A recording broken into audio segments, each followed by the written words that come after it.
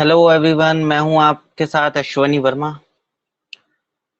जैसे कि आपको पता है कि हम अकाउंट्स पढ़ने वाले हैं और आज हमारा अकाउंट्स का पहला लेक्चर है। कल टेक्निकल प्रॉब्लम की वजह से मैं लेक्चर क्रिएट नहीं कर पाया था।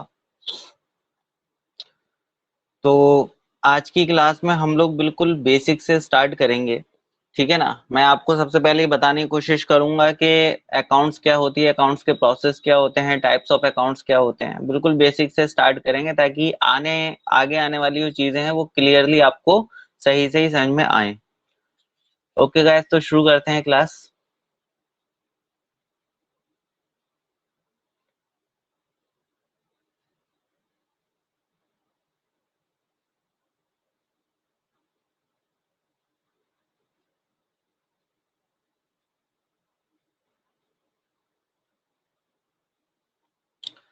देखिए, आपकी स्क्रीन पर एक इमेज आ रही है जिसमें मैंने बताया है आपको कोर्स ऑफ स्टडी।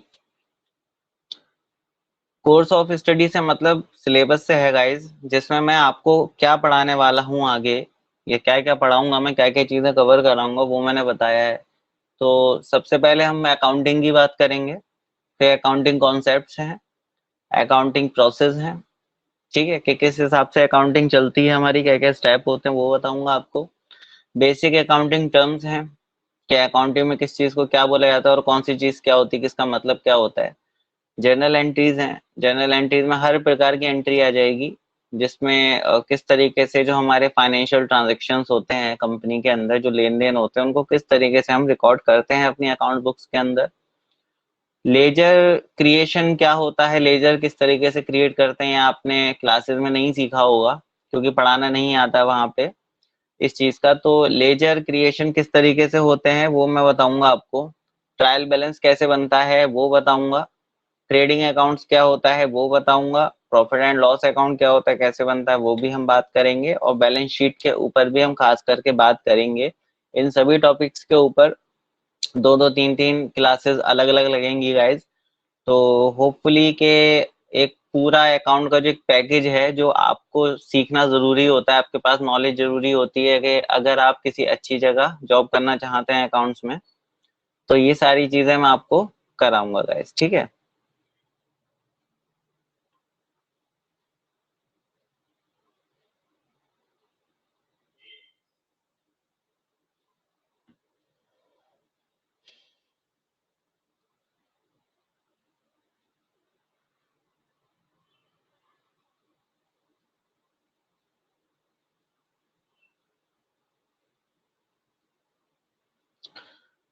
तो आज की क्लास में शुरू करते हैं, व्हाट इज अकाउंटिंग। सबसे पहला सवाल गाइस यही उठता है कि भैया अकाउंटिंग होती क्या है ना।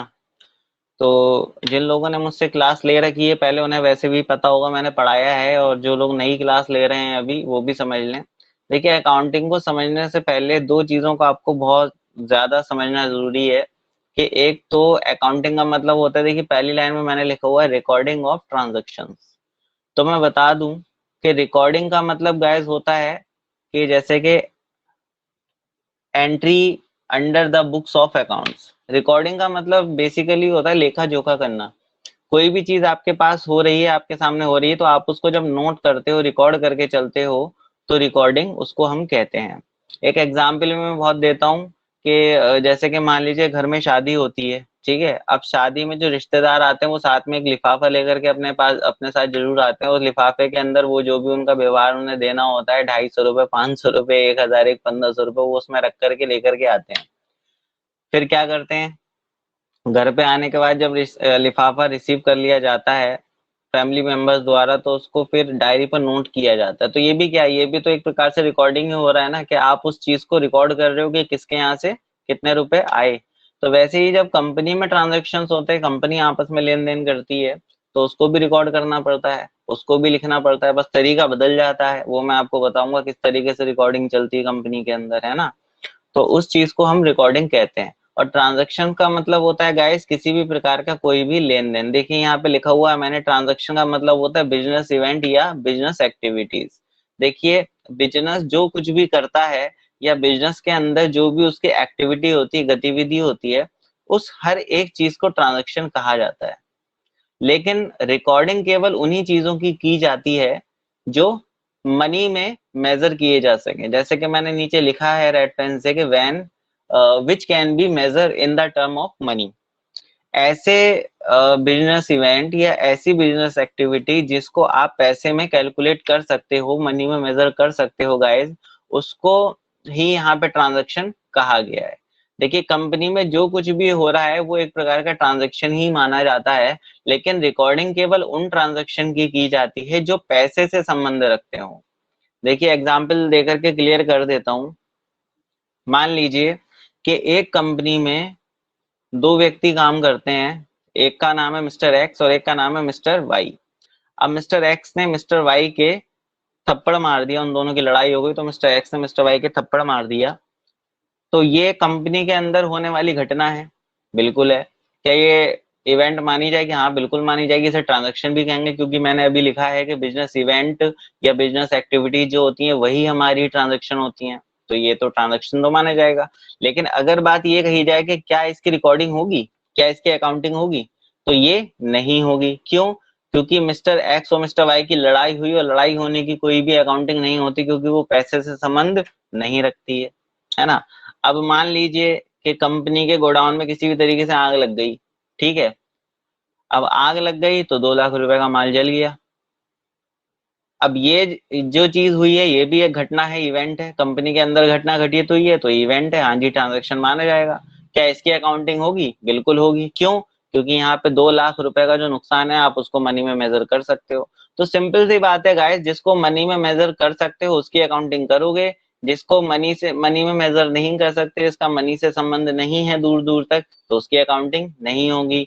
तो होपफुली आपको पहली लाइन का जो मतलब है वो समझ में आ गया होगा गाइस कि रिकॉर्डिंग ऑफ ट्रांजैक्शन का मतलब क्या है। कि अकाउंटिंग क्या है? अकाउंटिंग है नोट करना, लेखा जोखा करना, किसको? ऐसे ट्रांजैक्शंस को, ऐसे बिजनेस इवेंट्स को जिसका संबंध पैसे से है, जो मनी से रिलेट करते हैं, उनको रिकॉर्ड करना अकाउंटिंग होती है।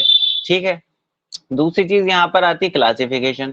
अब क्लासिफिकेशन में मैंने क्या लिखा हुआ है नीचे की तरफ? जर्नल लेजर अकाउंट, ठीक है ना। जब आप लेजर अकाउंट बनाते हो तो उसे बोलते हैं क्लासिफिकेशन। अब इससे क्या फायदा होता है? देखिए एक साल में 365 दिन होते हैं गाइज। कितने दिन होते हैं? 365।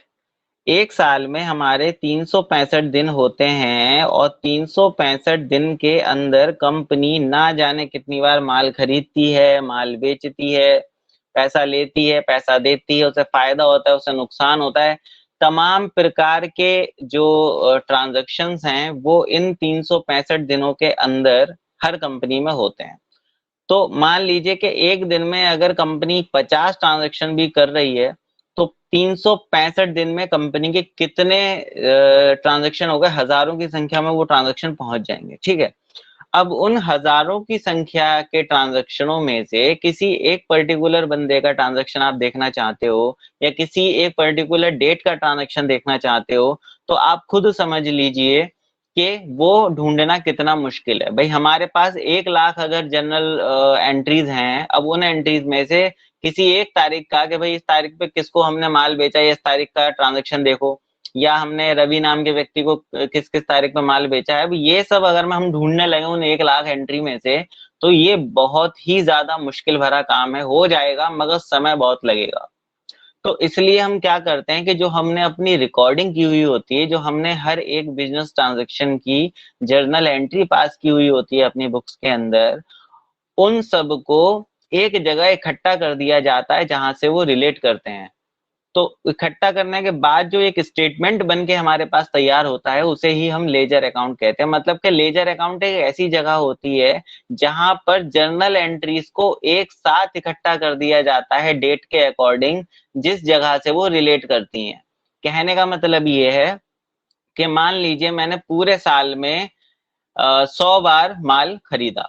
तो जब मैंने पूरे साल में 100 बार माल खरीदा है तो वो पूरे साल का जो माल खरीदने वाला रिकॉर्ड होगा गाइस, उसको एक जगह एक स्टेटमेंट पे हम तारीख के हिसाब से और उसके अमाउंट के हिसाब से लिख देंगे और लास्ट में उसका फाइनल बैलेंस निकाल देंगे। इस तरीके से जो हमारे पास स्टेटमेंट तैयार होगा उसको कहते हैं हम लेजर अकाउंट। इसी तरीके से मान लीजिए मैंने पूरे साल में माल बेचा है 300 बार, तो 312 का जो रिकॉर्ड है वो एक साथ हम जो सेल का रिकॉर्ड है उसे एक साथ रख देंगे और स्टेटमेंट बना देंगे। परचेज का रिकॉर्ड एक साथ रख देंगे, स्टेटमेंट बना देंगे। मान लीजिए किसी पार्टी को मैंने माल बेचा तो उसके नाम से खाता खोल करके उसका रिकॉर्ड उसके अंदर रख देंगे। तो इसी तरीके से जो हर एक नेम के अकॉर्डिंग हम अलग अलग रिकॉर्ड तैयार कर लेते हैं जनरल एंट्री की मदद से, इसको ही हम लेजर अकाउंट बोलते हैं। और इसका सबसे बड़ा फायदा ये होता है गाइस कि हमें जिस बंदे का रिकॉर्ड देखना होता है वो एंट्री हमें उसके ही लेजर में जा करके देख लेते हैं और पता चल जाती है बिना कोई टाइम बर्बाद किए। ठीक है, जिसको अगर हम लेजर जनरल एंट्री में अगर ढूंढते तो शायद हमें ढूंढने में बहुत ज्यादा समय लगता। ठीक है, या गलती भी उसमें हो जाती, संभावना रहती मिस्टेक होने की। बट अगर आप लेजर क्रिएट करते हो तो कोई मिस्टेक नहीं होती, क्योंकि वो सामने से बिना समय बर्बाद किए आपको दिख जाती है। तो ये होते हैं लेजर अकाउंट, जो हमारी जनरल एंट्री का एक छोटा रूप होते हैं। ठीक है, ओके। नेक्स्ट बात आती है हमारी समराइजेशन की। अब ये क्या होती है, जैसे कि हम लेजर अकाउंट बनाते हैं तो उन लेजर के अकाउंट्स के जो बैलेंस होते हैं उन फाइनल बैलेंस के हिसाब से जब हम और आगे का काम करते हैं और छोटा रूप देते हैं उसको समझने के लिए, तो हम उसे समराइजेशन कहते हैं। इसमें बहुत सारी चीजें आती हैं, जैसे कि ट्रायल बैलेंस हो गया, ट्रेडिंग अकाउंट हो गया, प्रॉफिट एंड लॉस अकाउंट हो गया, बैलेंस शीट हो गया, फिर फंड फ्लो स्टेटमेंट है, कैश फ्लो स्टेटमेंट है, रेशियो एनालिसिस है। ये जो सारी चीजें होती हैं समराइजेशन का हिस्सा होती हैं गाइस, और इनको हम फाइनल अकाउंट या फाइनेंशियल स्टेटमेंट भी कहते हैं। अब इनको फाइनल अकाउंट क्यों कहा जाता है? फाइनल अकाउंट इनको इसलिए कहा जाता है क्योंकि साल के अंतिम दिन इनको फाइनल किया जाता है। यानी कि हमारा जो साल कब शुरू होता है, देखिए ऊपर कॉर्नर पे मैंने लिखा हुआ फाइनेंशियल ईयर हमारा होता है, जो कि हमेशा शुरू होता है 1 अप्रैल से। साल कोई भी हो सकता है, जैसे कि अभी जो शुरू हुआ था 1 अप्रैल 2021 से शुरू हुआ है, तो कब तक चलेगा? 31 मार्च 2022 तक चलेगा। इसी तरीके से फिर 1 अप्रैल 2022 से नया साल शुरू हो जाएगा, तो 31 मार्च 2023 तक चलेगा। तो इस तरीके से जो हमारा ये एक टाइम पीरियड चलता है एक साल का, इसको हम फाइनेंशियल ईयर बोलते हैं। हमेशा 1 अप्रैल से ही शुरू होता है और खत्म होता है 31 मार्च पे। ठीक है ना? तो 31 मार्च वाले दिन इसको फाइनल किया जाता है, तो इसलिए इसको फाइनल अकाउंट्स हम बोलते हैं। फाइनेंशियल स्टेटमेंट इन सारी चीजों को इसलिए कहा जाता है गाइस, क्योंकि कंपनी की जो फाइनेंशियल पोजीशन होती है वो यहीं से हमें पता चलती है। अगर किसी कंपनी के बारे में आप जानना चाहते हैं कि कंपनी क्या है, कंपनी कौन सा काम करती है, कंपनी किस तरीके से प्रॉफिट अर्न करती है, कंपनी का टर्नओवर क्या है, कंपनी के क्रेडिटर्स कितने हैं, कंपनी के डेटर्स कितने हैं, कंपनी के एसेट क्या है, कंपनी की लायबिलिटी क्या है, कंपनी के इन्वेस्टमेंट क्या है, कंपनी का कैश फ्लो स्टेटमेंट क्या है, या कंपनी का कैपिटल क्या है, ये सारे जो सवाल आपके दिमाग में चल रहे होते हैं गाइस, वो सारे की सारी चीजें आपको यही फाइनेंशियल स्टेटमेंट को देख करके पता चल जाता है। इसलिए कंपनी का ये आईना मानी जाती है, बहुत खास चीज होती है ये।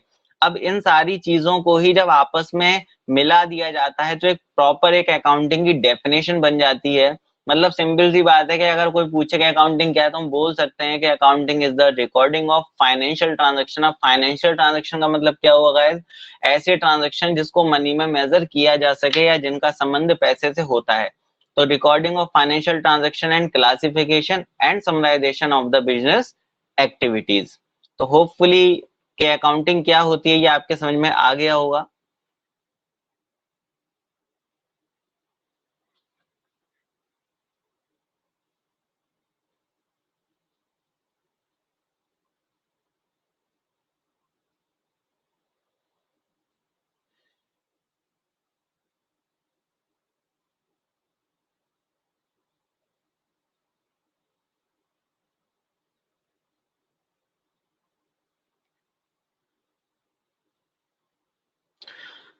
आगे देखते हैं, यहाँ पे देखिए मैंने अकाउंटिंग डेफिनेशन जो मैंने अभी आपको पढ़ के सुनाई थी वो लिखी हुई है, मैंने इसको नोट कर लीजिएगा। Accounting is the recording of financial transaction and classification and summarisation of the business activities. यानी कि अकाउंटिंग जो होती है वो हमारे मनी से रिलेट करने वाले ट्रांजेक्शन का एक रिकॉर्ड होती है, और उसका क्लासिफिकेशन होती है, उसका समराइजेशन होती है, जो भी हम बिजनेस में एक्टिविटीज करते हैं, बिजनेस जो भी एक्टिविटीज कर रहा है। ठीक है, आगे बात आती है कि जब हम अकाउंटिंग करते हैं तो अकाउंटिंग करते किसके बेस पर है। देखिए अकाउंटिंग क्या होती है ये आपने समझ लिया, अकाउंटिंग कैसे करना है वो तरीका हम आगे समझेंगे। तो अकाउंटिंग जो हम करते हैं वो करते किस आधार पर है, बेस क्या होता है? तो बेस होता है हमारा अकाउंट्स, टाइप्स ऑफ अकाउंट्स।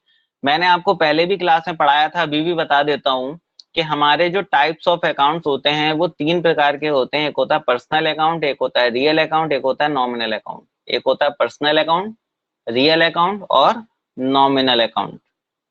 क्या होता है पर्सनल अकाउंट गाइस? यहाँ पे लिखा हुआ है कि the accounts which are related to the person, bank, firm and company.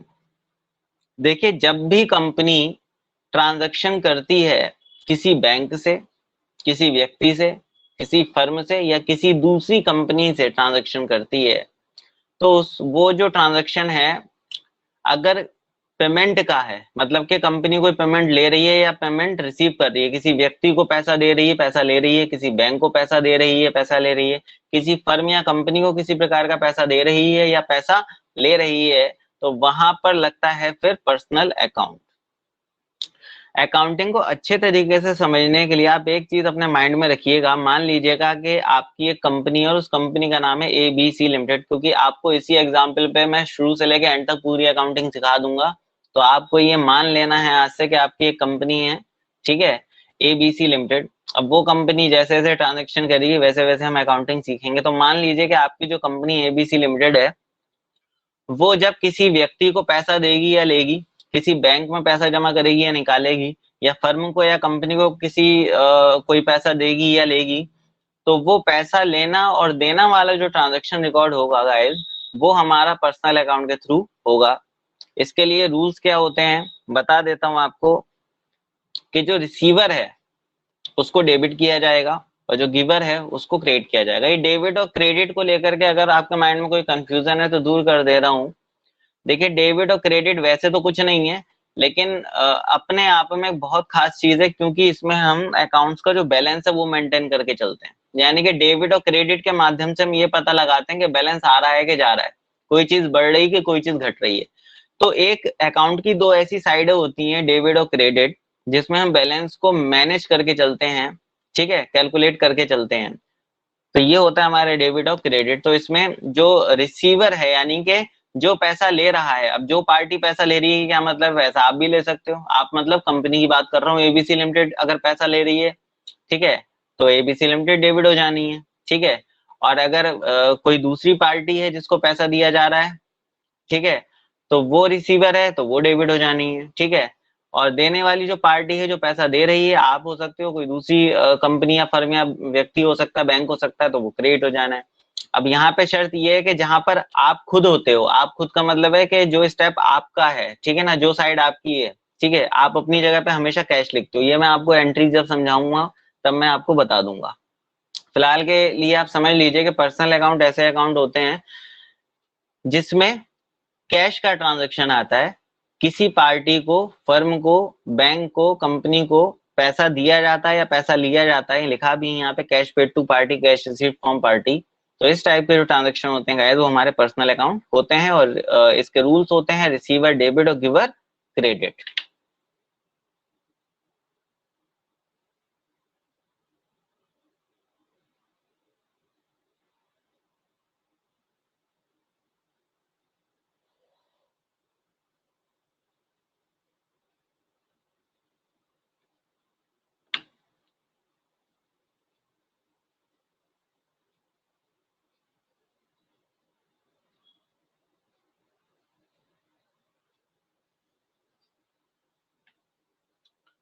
अगला हमारा अकाउंट होता है रियल अकाउंट। और रियल अकाउंट क्या होता है? The account which are related to any assets transaction. Assets क्या होती हैं? संपत्तियां होती हैं, जो भी कुछ बिजनेस का अपना है, जो भी उसकी प्रॉपर्टी है, लीगल राइट है, कानूनी अधिकार है, प्रॉपर्टी है, वो सब उसकी एसेट होती है। बताऊंगा आगे की क्लास में। तो जो भी उन एसेट्स के लेन देन से रिलेट करता है, ट्रांजेक्शन यानी कि लेन देन, जब कभी भी एसेट का लेन देन होता है तो वहां पर रियल अकाउंट फॉलो करना पड़ता है। एसेट ट्रांजैक्शन क्या होते हैं मैं बता देता हूँ। जब भी कंपनी परचेज करेगी या परचेज रिटर्न करेगी, या सेल करेगी या सेल रिटर्न करेगी, तो ये जो चार चीजें होती हैं ये कवर की जाती हैं रियल अकाउंट से। और नियम होते हैं इसके कि what comes in debit and what goes out credit. मतलब कंपनी में जो कुछ भी चीज आ रही है वो डेबिट होगा, और जो भी चीज कंपनी से जा रही है वो क्रेडिट होगा। मान लीजिए कि कंपनी जो है 1 लाख रुपए का जो उसका अपना मटेरियल है वो बेच रही है, ठीक है। तो जब कंपनी अपना मटेरियल 1 लाख रुपए का बेच रही है तो उसके पास क्या आएगा? पैसा आएगा 1 लाख रुपए आएगा, तो पैसा जो है डेबिट हो जाना है, क्योंकि लिखा हुआ है कि व्हाट कम्स इन डेबिट। तो जो चीज आ रही है वो डेबिट हो जानी है, पैसा डेबिट हो जाएगा। और जा क्या रहा है, मटेरियल जा रहा है, तो वो जो मटेरियल है उसको क्रेडिट कर दिया जाएगा। इसी तरीके से मान लीजिए कंपनी 2 लाख रुपए का फर्नीचर खरीद रही है, तो फर्नीचर जो है वो डेबिट हो जाएगा, क्योंकि वो आ रहा है हमारे पास। और जाने वाली चीज क्या है, 2 लाख रुपए, वो क्रेडिट हो जाएगा। तो सिंपल सी चीज है, आपको यहाँ पे ये देखना होगा कि क्या आ रहा है और क्या जा रहा है। जो भी आपको लग रहा है कि हाँ ये चीज आ रही है कंपनी के अंदर, तो आप उसको डेबिट कर देंगे, और जो चीज आपके पास से जा रही होती है उसे आप क्रेडिट कर देंगे।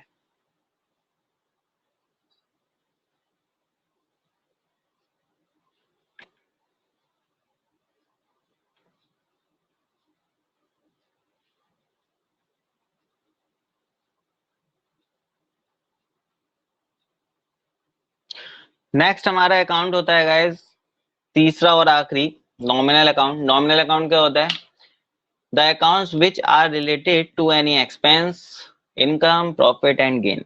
सिंपल सी बात है, जब कंपनी को कोई इनकम होती है, या कंपनी को कोई खर्चा होता है, कंपनी को कोई फायदा होता है, या कंपनी को कोई नुकसान होता है, तो ये चारों चीजें जो रिकॉर्ड की जाती हैं वो नॉमिनल अकाउंट के आधार पर की जाती हैं। फिर से बता दूं कि कंपनी को होने वाले फायदे, कंपनी को होने वाले नुकसान, कंपनी के किए जाने वाले खर्च और कंपनी को होने वाली इनकम, इन चारों चीजों को नॉमिनल अकाउंट से ही रिकॉर्ड किया जाता है। और इनको रिकॉर्ड करने का जो रूल है, जो तरीका है, वो होता है कि जितने भी कंपनी खर्चे कर रही है या कंपनी को जितने भी नुकसान हो रहे हैं, उन सारी चीजों को हम डेबिट करते हैं।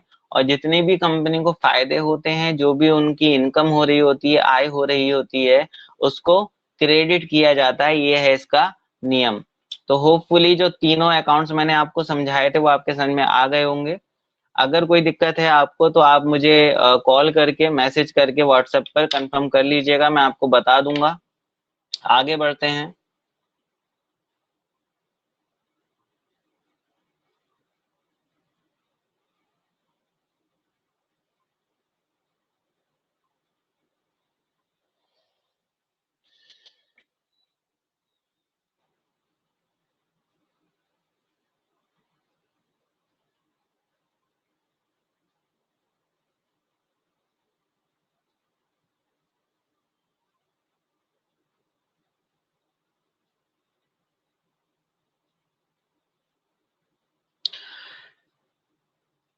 अब हम बात करते हैं गाइस अकाउंटिंग प्रोसेस की, कि अकाउंटिंग जब हम करते हैं तो उसकी प्रक्रिया क्या होती है, यानी कि उसके प्रोसेस, यानी कि स्टेप बाय स्टेप तरीका जो है वो क्या होता है। ठीक है, सबसे पहले बात आती है आइडेंटिफाइंग।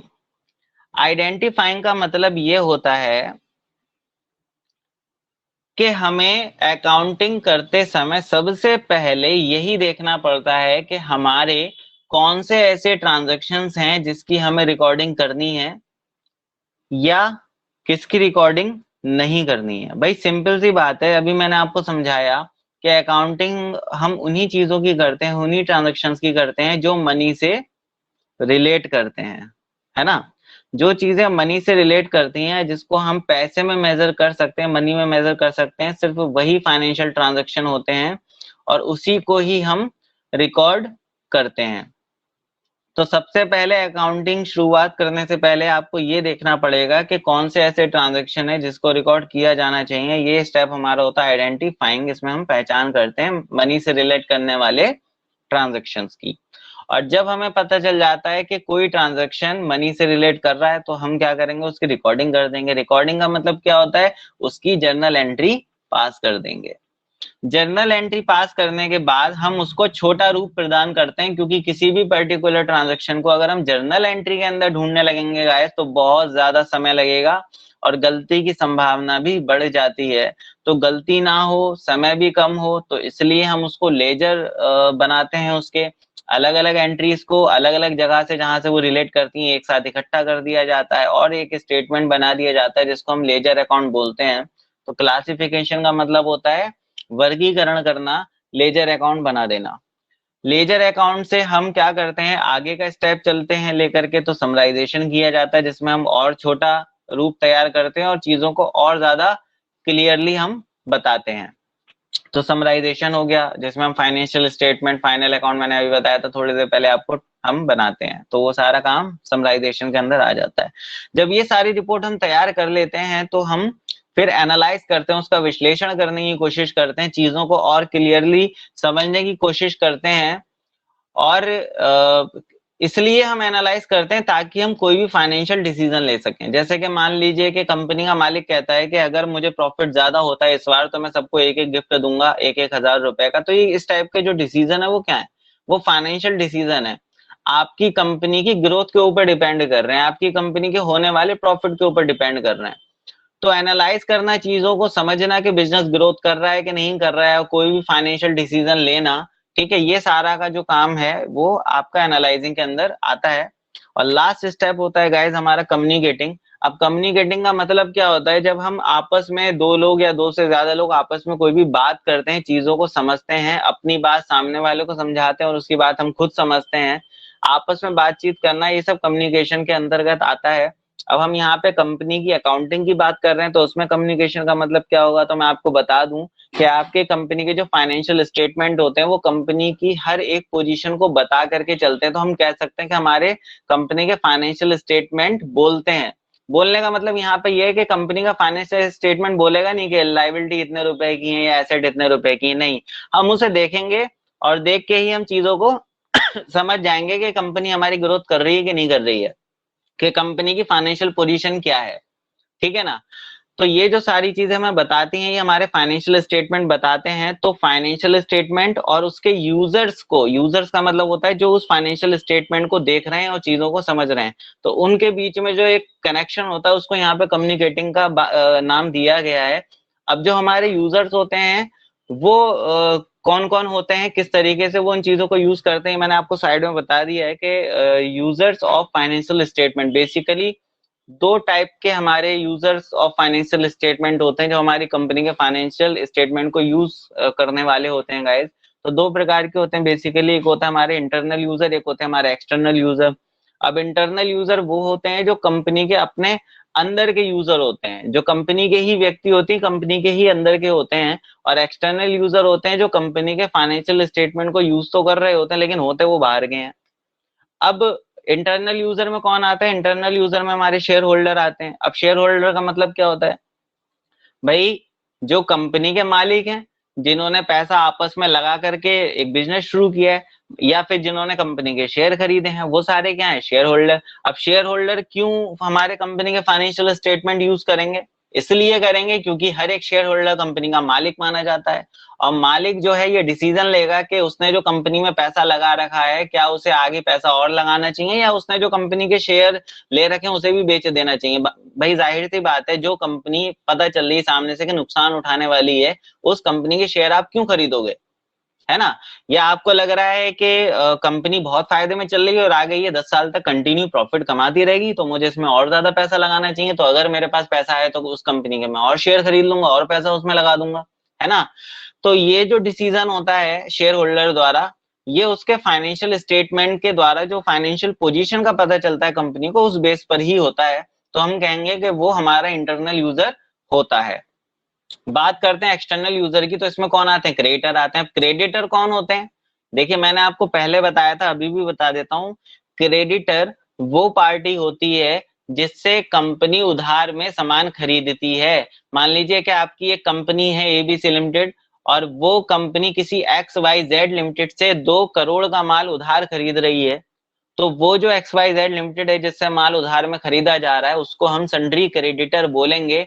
और किसी भी बंदे के द्वारा माल उधार में केवल तभी दिया जाता है जब उस बंदे को लगता है कि आप उसे पैसा वापस कर दोगे। भाई मान लीजिए कि आपकी एक दुकान है और आपके सामने कस्टमर आ गया, अब वो उधार माल मांग रहा है, आप उसे जानते नहीं हो, पहचानते नहीं हो, और उसको देखने से उसका लग रहा है, हैसियत का पता लग रहा है कि यार ये पैसा नहीं दे पाएगा, तो आप क्या ऐसे व्यक्ति को माल उधार बेचोगे, नहीं बेचोगे ना।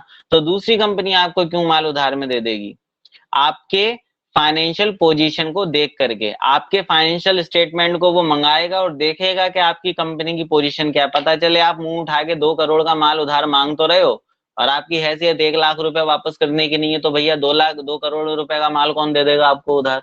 तो क्रेडिटर्स हमारे फाइनेंशियल स्टेटमेंट को इसलिए यूज करते हैं ताकि वो हमारी कंपनी का पोजीशन का पता लगा लें कि आप जो उधार में माल लेने आए हो, आप उसको वो पैसा रिटर्न कर भी पाओगे कि नहीं कर पाओगे। तो इस नजरिए से वो हमारे फाइनेंशियल स्टेटमेंट यूज करते हैं, इसलिए यूजर हैं। और कंपनी के बाहर के व्यक्ति हैं, तो इसलिए एक्सटर्नल यूजर हो गए। ऐसे ही जब हमें कंपनी में कोई बड़ा प्रोजेक्ट लगाना होता है तो बेसिकली हम लोग देखते हैं कि कंपनी लोन लेती है। जब कंपनी लोन लेने जाएगी तो कहाँ जाएगी? बैंक जाएगी, क्योंकि बैंक का काम क्या होता है? बैंक का काम होता है पैसा देना, उधार देना, लोन देना। ठीक है।